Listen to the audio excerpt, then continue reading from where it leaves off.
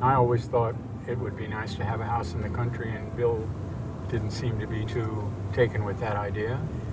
But one day, out of nowhere, he said to me, would you like to take a trip up and see if there are any houses we might be interested in? And sure enough, we found this house that had been empty for 2 years. But anyway, we went up there, we saw the house, and we decided, yes, we'd say yes. And as I said, it takes an hour and 10 minutes door to door. When we bought the house, there was no porch. This had the regular windows like all the other windows.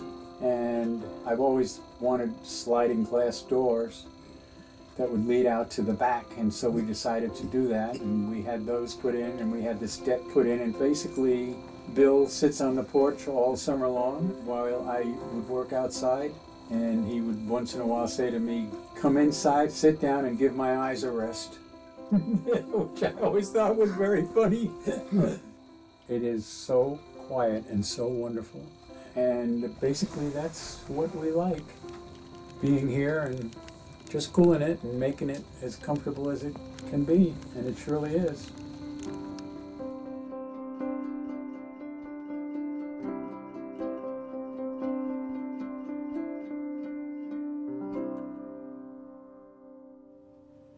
I think I was 18 and a half when I got to New York, and I had never been to the baths, but I fell in love with them. And I started going every Friday night. Yeah, a friend of mine, one Friday, he asked me if I had ever been to the bath.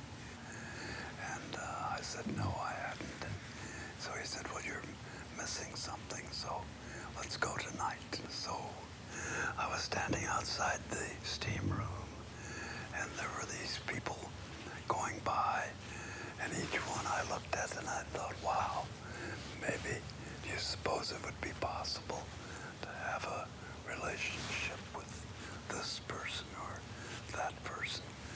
And suddenly I saw this fascinating looking person, and he was standing outside the steam room smoking his cigarette. And we sort of introduced ourselves to each other, and we went to the back of the bath and began to talk a little bit. And I was totally taken by him.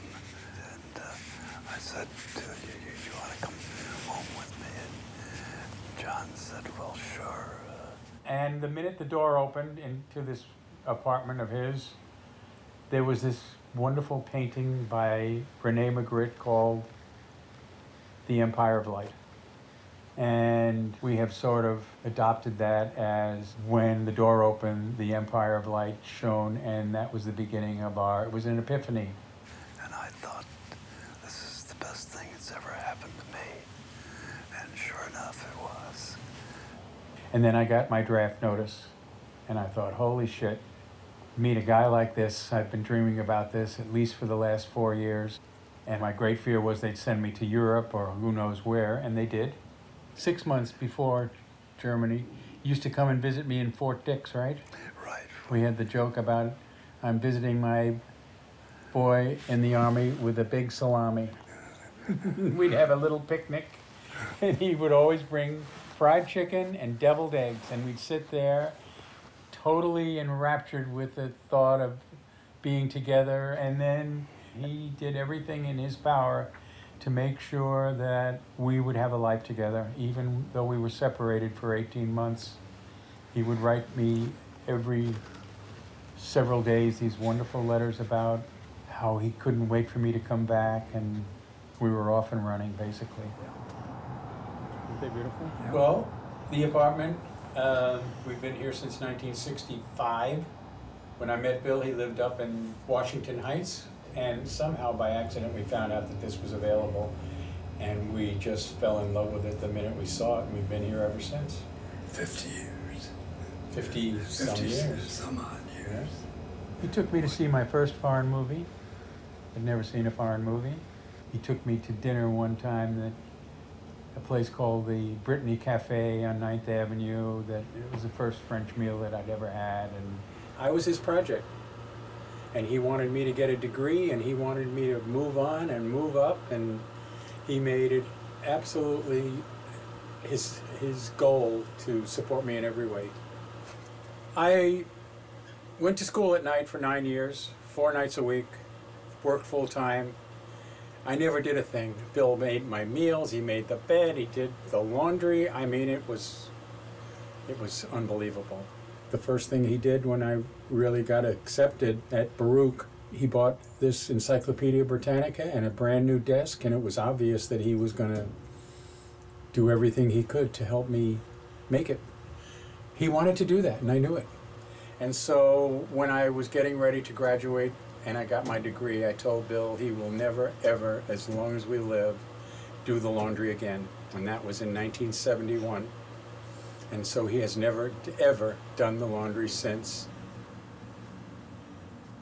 This wall is basically dedicated to our 23 trips over 23 years to Spain that we just absolutely had the most wonderful time. We started at the south and we went all the way up to the north. Bill drove, we drove all through Spain for 23 years.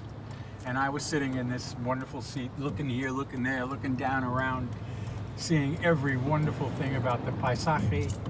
And I never gave it a second thought. I always thought that Bill was seeing the things that I saw.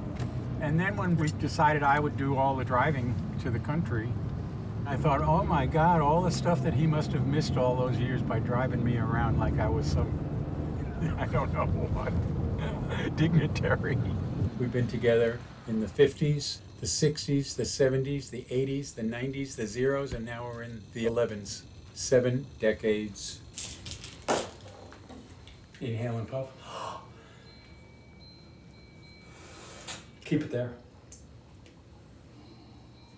Okay, take it out of your mouth, put the clip in. Bill is definitely in the early stages of Parkinson, and he's not as swift as he used to be. His attitude is wonderful. There are a lot of things he can't do quite as well as he used to do without any problem, and so he needs a little more help, but I get overwhelmed once in a while. I get a little bit snappy, which bothers me, makes me feel really crappy, that I can't be more patient, and he tells me that I'm too hard on myself, which I find typical. But yes, he needs a little more help, and I'm glad I can do it. I was his project, now he's my project. It's a real privilege. I call it payback time. I'm paying him back for all he did for me from day one. When I was sent to Germany, Bill would write these letters to me to make sure that I knew how important I was to him and how he couldn't wait for me to come back and how he missed me. This is a letter dated December 5th, 1958. We met on December 6th, 1957. And it starts off, "My dear John, 1 year ago today, ! I'm remembering the birth of my greatest and completed happiness on this day. I am the happiest and most grateful man. I have tried to tell you at so many times and in so many ways what it all has meant to me, and I must say it again today, that the joy I have known in being your friend has never been surpassed, and it brightens every prospect for the future.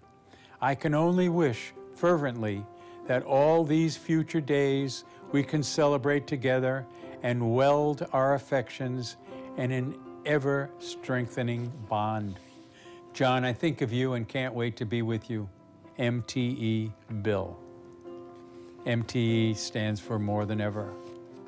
That's the way he always signed all these letters. That says it all. There you have it.